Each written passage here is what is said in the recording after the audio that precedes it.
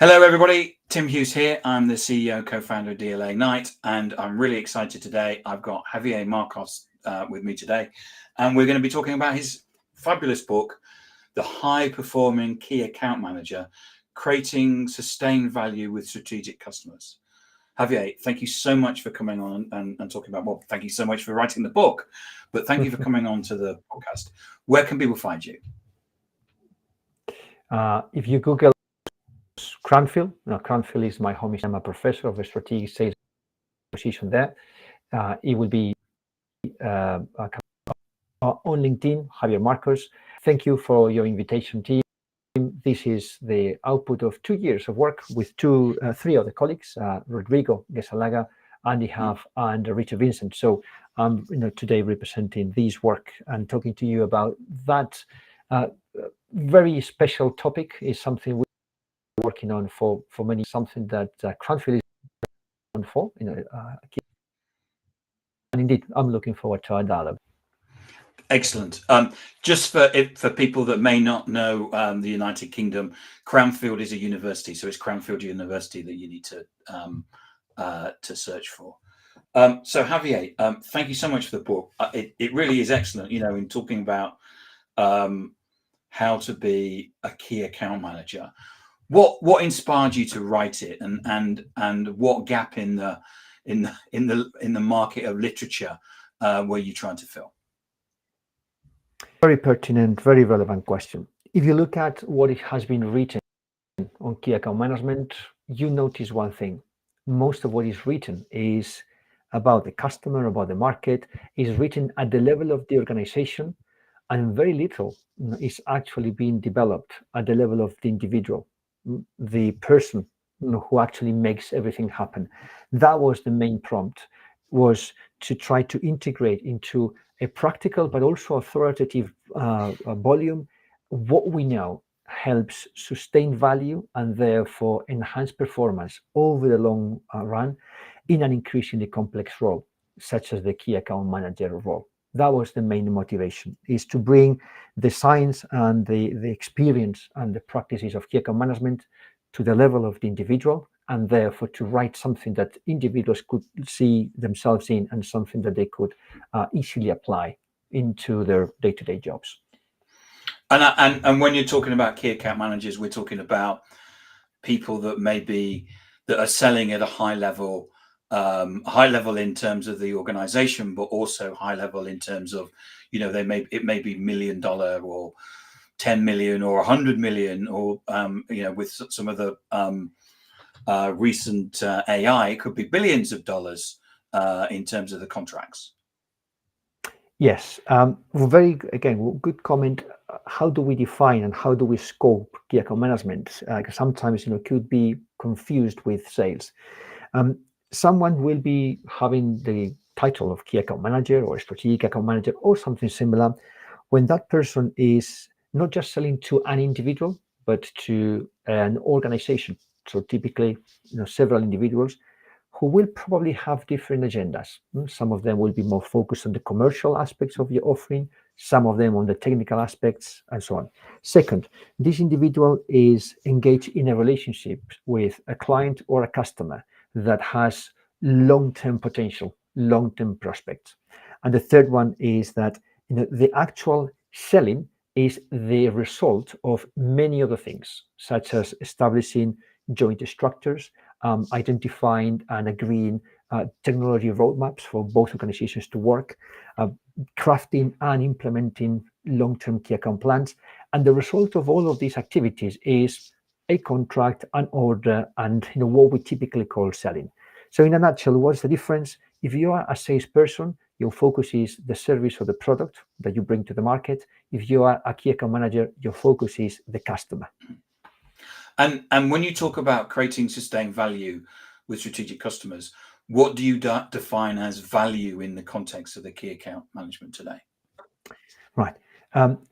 Value is a proxy to address a wide range of outcomes. So for instance, typically, and to make these simple, if your product or service is not helping the customer either increase their revenues by helping them bring to the market a new offering, or helping them optimize costs by enhancing operational efficiency, or is not providing some ideas or some resources to help the customer innovate, or is not making the life of the customer easier, by enhancing usability, or is not helping the customer reduce or contain risk, then value is not happening. So the notion of value that I take is multifaceted. It has commercial and highly quantifiable elements, but also less quantifiable.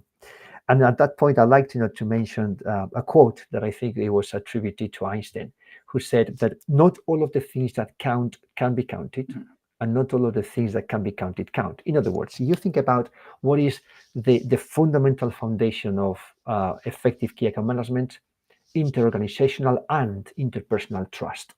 How do you measure trust? It's difficult.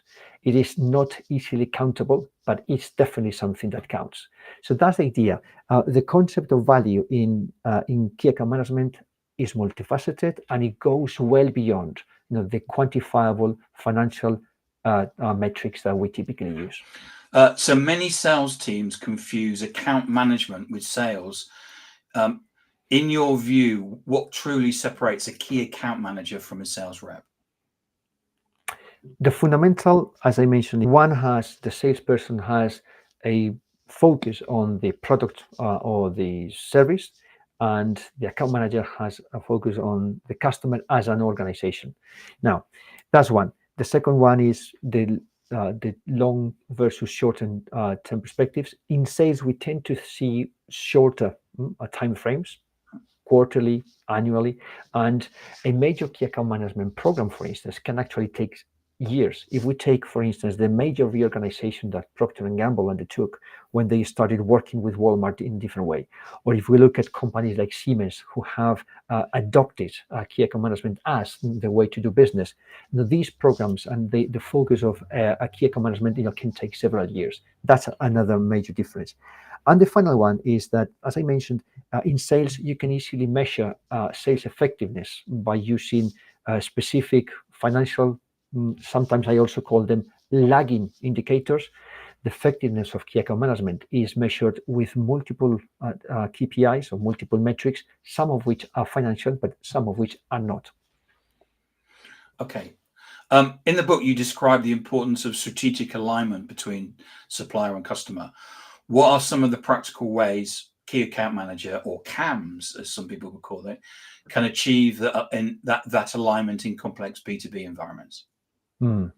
One of the things that will drive alignment is by creating dialogues and creating connections across different functions. For instance, let's use the example of a fast-moving consumer goods company.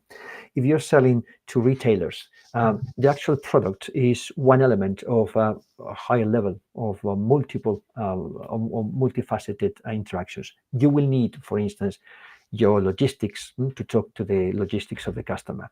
You will need your colleagues from IT to link and engage with the IT of the customer, so your data sharing systems and your data transfer systems are effective.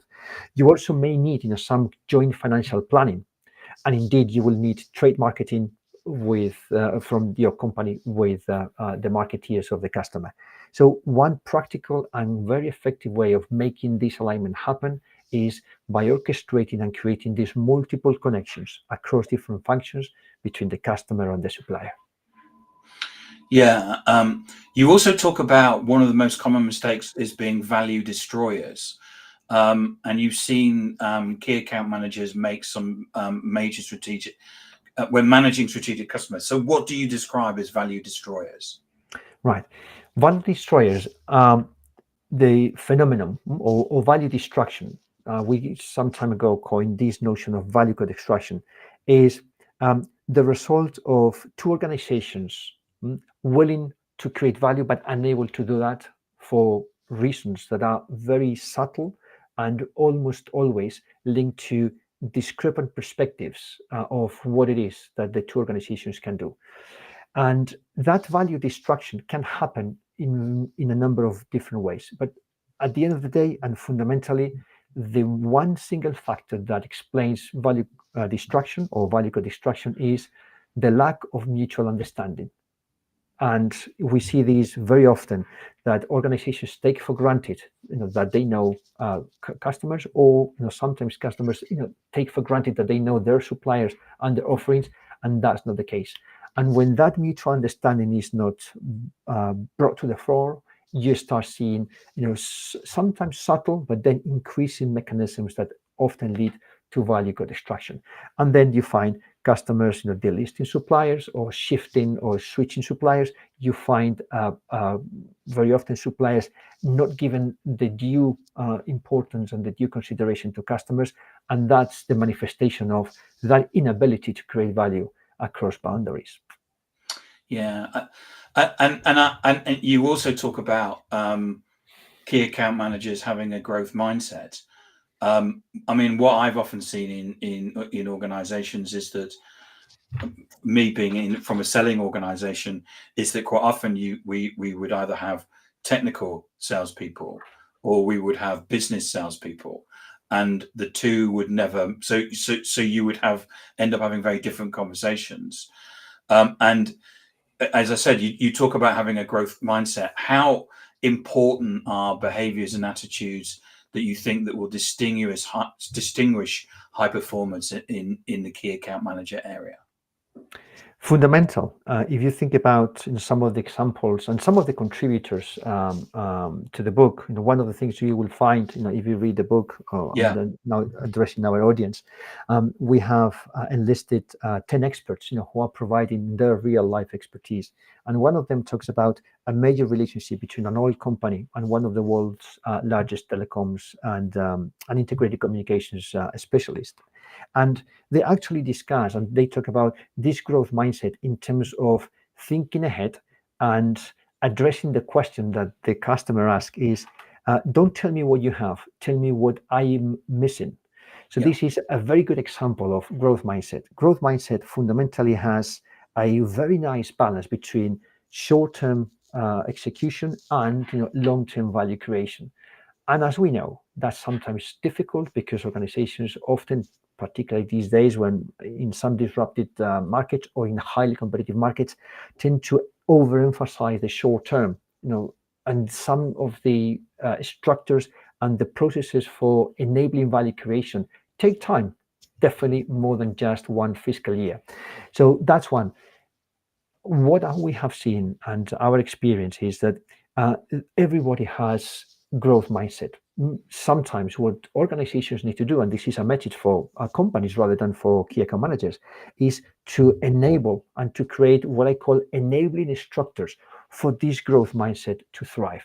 Because otherwise, if you get someone who, and on one side you say, yes, you need to develop growth mindset, paradoxical thinking or innovative approaches, but you then only measure short-term results, there's going to be a discrepancy. There's going to be some clash between what you're asking a key account manager to do and the systems and the structures that you put them under. So that's something I wanted to mention. Growth mindset definitely is one of those underpinning drivers of high performance in key account management, but also the lesson and the message is not just for the key account managers, but also for their employers and their organizations to create those structures that will enable and that will help that growth mindset to flourish. Yeah, and also for me, it was it's always been about curiosity. And I still remember being in Dubai and asking the customer, so why have you got those tires over there? And I was with somebody who said, we're not here about the tires, and from my side, we're not here about the tires. And the customer said, no, I'll tell you why we got the tires out there. And that it took what was going to be a $250K and $250K deal to a $4 million deal, purely by asking, why are aren't those tires going to perish out in the sun? And just asking that question transform that. So in an age of digital transformation, how has technology, particular AI and data analytics, changed the way account managers build and sustain strategic relationships? Right. I'm sure that this is a question that everyone will everyone will be asking it. Yes, absolutely.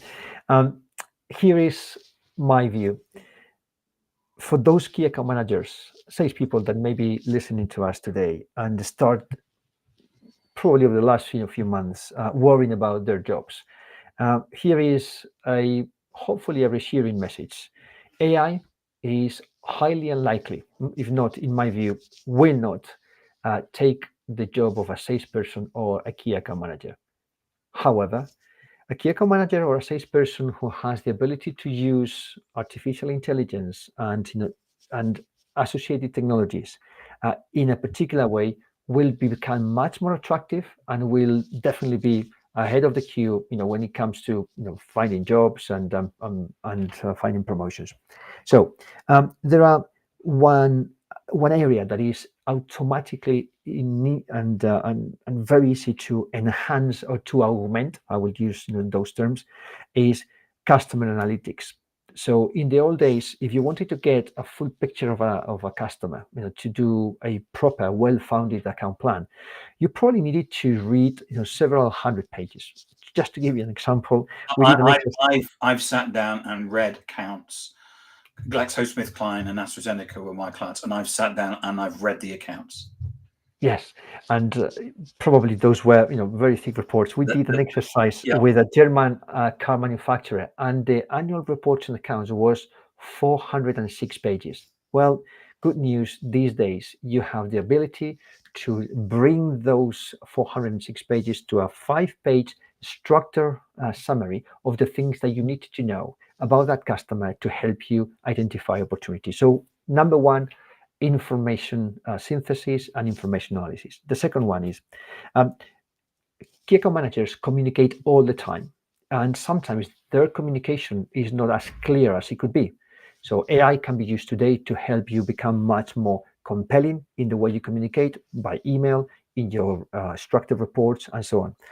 And lately, we have seen that, for instance, in negotiation, if you want to really test your negotiation strategy, you can use artificial intelligence to prompt. It's almost like a coach, a virtual coach, to help you consider and identify things that you may have forgotten. So we are seeing a growing number of very exciting applications. Having said that, I also wanted to put forward a message of warning, and the warning is that the AI systems that are being developed at the moment are not perfect. We all know that. Therefore, my call is for account managers to be responsible and to use AI in a principled way. In other words, to make sure that they understand what they're asking, that they have the requisite variety and the mental models to make the most of the LLMs. Otherwise, they may find that some of the information is misleading or indeed, inaccurate, or sometimes, even false.